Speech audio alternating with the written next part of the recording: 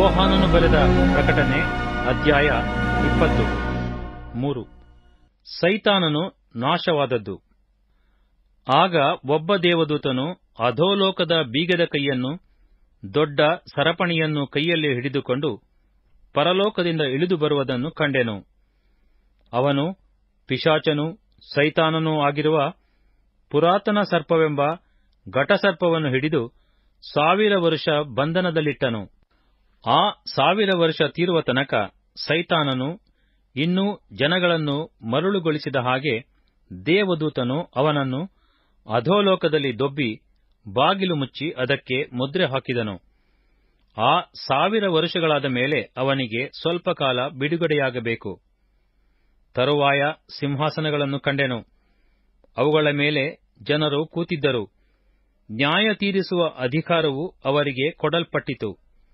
ಇದಲ್ಲದೆ ಯೇಸುವಿನ ವಿಷಯವಾದ ಸಾಕ್ಷಿಯ ನಿಮಿತ್ತವಾಗಿಯೂ ದೇವರ ವಾಕ್ಯದ ನಿಮಿತ್ತವಾಗಿಯೂ ತಲೆ ಹೊಯ್ಯಿಸಿಕೊಂಡವರ ಆತ್ಮಗಳನ್ನು ಮೃಗಕ್ಕೂ ಅದರ ವಿಗ್ರಹಕ್ಕೂ ನಮಸ್ಕರಿಸದೆ ತಮ್ಮ ಹಣೆಯ ಮೇಲೆ ಮತ್ತು ಕೈಯ ಮೇಲೆ ಗುರುತು ಹಾಕಿಸಿಕೊಳ್ಳದೆ ಇರುವವರನ್ನು ಕಂಡೆನು. ಅವರು ಜೀವಿತರಾಗಿ ಎದ್ದು 1000 ವರ್ಷ ಕ್ರಿಸ್ತನೊಂದಿಗೆ ಆಳಿದರು. ಮಿಕ್ಕ ಸತ್ತವರು ಆ 1000 ವರ್ಷ ತೀರುವ ತನಕ ಜೀವಿತರಾಗಿ ಏಳಲಿಲ್ಲ. ಇದೇ ಪ್ರಥಮ ಪುನರುತ್ಥಾನವು. ಪ್ರಥಮ ಪುನರುತ್ಥಾನದಲ್ಲಿ ಸೇರಿರುವವನು ಧನ್ಯನೂ ಪರಿಶುದ್ಧನೂ ಆಗಿದ್ದಾನೆ. ಇಂಥವರ ಮೇಲೆ ಎರಡನೆಯ ಮರಣಕ್ಕೆ ಅಧಿಕಾರವಿಲ್ಲ. ಆದರೆ ಅವರು ದೇವರಿಗೂ ಕ್ರಿಸ್ತನಿಗೂ ಯಾಜಕರಾಗಿ ಕ್ರಿಸ್ತನೊಂದಿಗೆ ಆ 1000 ವರ್ಷ ಆಳುವರು. ಆ 1000 ವರ್ಷಗಳು ತೀರಿದ ಮೇಲೆ ಸೈತಾನನಿಗೆ ಸೆರೆಯಿಂದ ಬಿಡುಗಡೆಯಾಗುವುದು.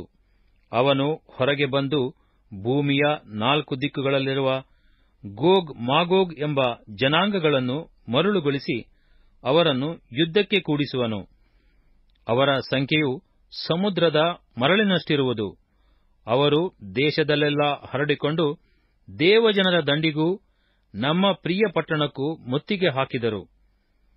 ಆಗ ಪರಲೋಕದಿಂದ ಬೆಂಕಿ ಇಳಿದು ಬಂದು ಅವರನ್ನು ದಹಿಸಿಬಿಟ್ಟಿತು. ಇದಲ್ಲದೆ ಅವರನ್ನು ಮರುಳುಗೊಳಿಸಿದ ಸೈತಾನನು ಬೆಂಕಿ ಗಂಧಕಗಳು ಉರಿಯುವ ಕೆರೆಯಲ್ಲಿ ದೊಬ್ಬಲ್ಪಟ್ಟನು. ಅಲ್ಲಿ ಮೃಗವೂ ಸುಳ್ಳು ಪ್ರವಾದಿಯೂ ಕೂಡ ಇದ್ದಾರೆ. ಅವರು ಹಗಲಿರುಳು ಯುಗ ಯುಗಾಂತರಗಳಲ್ಲಿಯೂ ಯಾತನೆ ಪಡುತ್ತಿರುವರು. 4.